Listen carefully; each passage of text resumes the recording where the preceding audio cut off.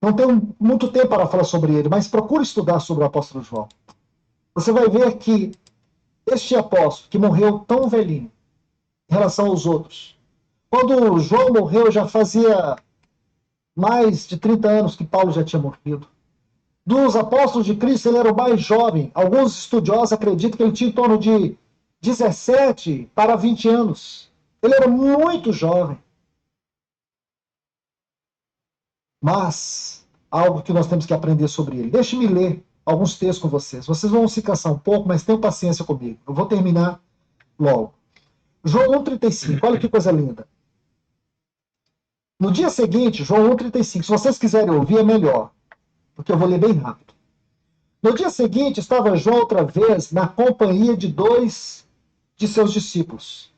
Esse João aqui não é o apóstolo João, é o João Batista. E esses dois discípulos, um deles era o João. Certo?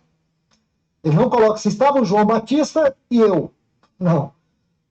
Estava um profeta e eu. Não. Ele fala o nome do João, mas é o João Batista. E dois dos seus discípulos. Um dos discípulos era ele. Ah, era humilde. João 13, 25. Então, aquele discípulo, qual era o discípulo? Ele. Ele Aquele não cita ele por causa da humildade e porque ele não estava procurando a glória dele. discípulo, reclinando-se sobre o peito de Jesus, perguntou: Senhor, quem é? O discípulo era ele. Mas ele não diz, ele se oculta, ele se esconde. Que coisa linda, irmãos. Isso é uma escola para mim, uma escola para todos nós. Vamos para o outro texto, João 18,15. Simão Pedro e outro discípulo seguia Jesus. O outro discípulo era ele. Você vê, ele deu ênfase em Pedro, porque João era assim, irmãos, ele se ocultava de trás dos outros. Ele não buscava preeminência. E ele, irmãos, era aquele que reclinava sobre o peito de Jesus. Ele podia dizer assim, o João moderno, um João tipo eu. Olha, eu, quando reclinava, não, aquele discípulo que reclinava sobre o peito de Jesus. Sabe o que é isso, irmãos? É vida no Espírito. Ele não aprendeu apenas a ver Jesus. Ele desenvolveu com seu Jesus uma vida que o transformou. Ele não fez disso uma plataforma para ele. Ele fez disso um altar de quebrantamento e de transformação, de rendição. Olha o versículo 16. Diz assim: saindo, pois, o outro discípulo, que era conhecido do sumo sacerdote, um discípulo importante, né, irmãos? Mas quem é? Ele. Ele falou com a encarregada da porta e levou a Pedro para dentro. Aquele discípulo que conseguiu colocar Pedro lá dentro. Quem foi? Ele. Ele. Mas ele não disse que foi ele. E era amigo do sumo sacerdote, mas ele não disse. Olha outro texto. Capítulo 19, versículo 26.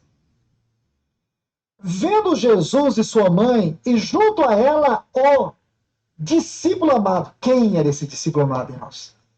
Se a gente não conhecesse, ninguém ia saber, mas era ele. Mas mesmo assim, ele deixou entender que podia ser outros, mas nós sabemos agora que é ele. Ele não se colocou nessa posição. O discípulo amado. Ainda no capítulo 19, versículo 27. Versículo 27. Depois disse ao discípulo: quem é o discípulo? Ele. Eis aí tua mãe. E dessa hora em diante, o discípulo, olha, irmão, João tomou Maria em sua casa. Mas ele nunca disse: fui eu. Que lindo, irmãos. Não é de quebrantar o coração isso. Vamos mais. Capítulo 20, versículo 2. Então correu e foi ter com Simão e com o outro discípulo, a quem Jesus amava, e disse-lhes: tiraram do sepulcro o Senhor e não sabemos onde puseram. Mais uma vez, eles se escondendo atrás de Pedro. Agora, olha que coisa linda, versículo 3. Saiu, pois, Pedro e o outro discípulo e foram ao sepulcro. Ele continua oculto. Versículo 4. Ambos corriam juntos, mas o outro discípulo, irmãos, olha, ele levou vantagem, porque ele era mais jovem, Pedro era bem mais velho do que ele. O outro discípulo correu mais depressa do que Pedro, chegou primeiro ao sepulcro. Quem foi esse discípulo? Ele está escondido, até quando ele leva vantagem. Ele não aparece. Quando ele é chamado de amado, ele não aparece. Porque, irmãos, uma coisa que João buscou é que o seu Senhor fosse visto. Ele tinha... A sensação que eu tenho é que João tinha um temor que alguma coisa nele pudesse ofuscar o Senhor. Porque ninguém pôde nos apresentar Jesus de uma maneira tão especial como João. No princípio era o Verbo era Deus, o Verbo estava com Deus, o Verbo se fez carne, o Verbo habitou entre nós. E diz, ninguém jamais viu a Deus. Mas o Deus unigênito, essa palavra unigênito na língua grega, ela não quer dizer apenas o termo de único filho. O sentido dela aqui, irmãos, não é esse. Preciso dizer isso para vocês. Quando ele fala que o Deus unigênito é aquele único capaz, ele diz assim, o Deus unigênito foi quem o revelou.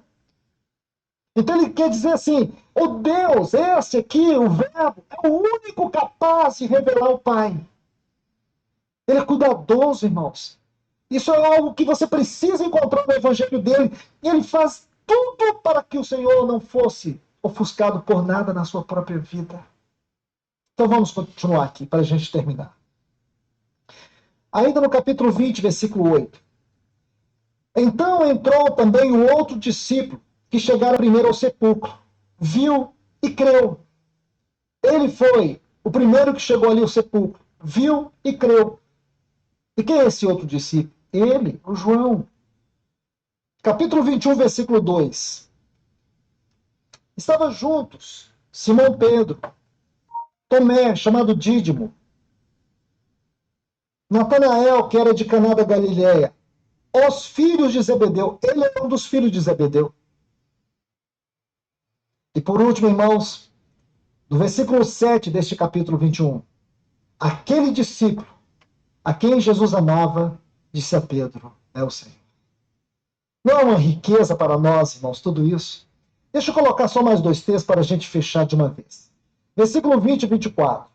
Então Pedro, voltando-se, viu que também o ia seguindo o discípulo a quem Jesus amava. No versículo 24. Este é o discípulo que dá testemunho a respeito destas coisas, e que as escreveu, e sabemos que o seu testemunho é verdadeiro. Mas ele não aparece. Então, irmãos, aqui está um caminho para a gente viver a vida no Espírito. Não viver centrado em nós mesmos. E que esse rio de água viva que está no nosso Espírito, ele possa se derramar, ele possa fluir abundantemente sobre a nossa vontade, a nossa mente e a nossa emoção. Porque esse é o único meio, irmãos, para que um dia Deus nos ganhe completamente e tenha caminho em nós, para que o nosso espírito, alma e corpo possam um dia ser revestidos da incorruptibilidade, da santidade total. E nós, um dia, sermos tomados pelo nosso Senhor, para que nenhuma forma de corrupção predomine, prevaleça. Esse é o grande trabalho que o Espírito Santo está fazendo, a santificação da nossa vida. Essa santificação tem que começar, irmãos, com o Espírito. Como que a santificação opera no Espírito? Através da habitação do Espírito que é santo. Se o Espírito que é santo habitar o nosso Espírito, então ele vai governar nossa vontade, nossa mente, as nossas emoções. Isso vai refletir no nosso corpo, através do que eu ouço, do que eu vejo, do que eu penso, do que eu falo. É fundamental então isso. nós temos que ser cuidadosos, irmãos. Que o Senhor nos abençoe. Que o Senhor realize uma profunda obra em cada um de nós. Amém. Amém. Senhor, nós te adoramos, te bendizemos, te agradecemos. Senhor, nós somos tão gratos a ti, Senhor, por esse tempo que nós temos passado aqui aos teus pés. Obrigado, Senhor, por esses irmãos, por essa igreja que o Senhor ama tanto. Nós te louvamos, Senhor, porque tu não desistiu da tua casa, do teu povo. O Senhor ainda está sobre ela, falando a ela, conduzindo-a. Continue conduzindo o teu povo neste lugar. Que a tua palavra venha pelejar contra cada um de nós e que ela prevaleça. Senhor, que nós possamos sair deste lugar como Jacó saiu de Peniel. Que a articulação da nossa coxa, que esses nervos duros do nosso caráter, da nossa vida, possam ser golpeados pela tua voz. Penetre com a tua voz nos labirintos escuros da nossa alma, Senhor. Traz luz, Senhor, porque a tua palavra é lâmpada, a tua palavra é luz. Expõe, Senhor, a nossa condição na tua luz, para que sejamos transformados. Sonda o nosso coração. Vê se há algum caminho mau. E se há, guia-nos pelo teu caminho. Guia-nos pela verdade. Amém. Por favor. Nós te pedimos em nome de favor. Jesus. Porque só a tua verdade nos libertará. Opera o teu milagre em nossa vida. Nós oramos no grande nome de Jesus. Amém. Amém. Querido. Bom, senhores, terminamos mais essa live, a mentoria, transformação da mente.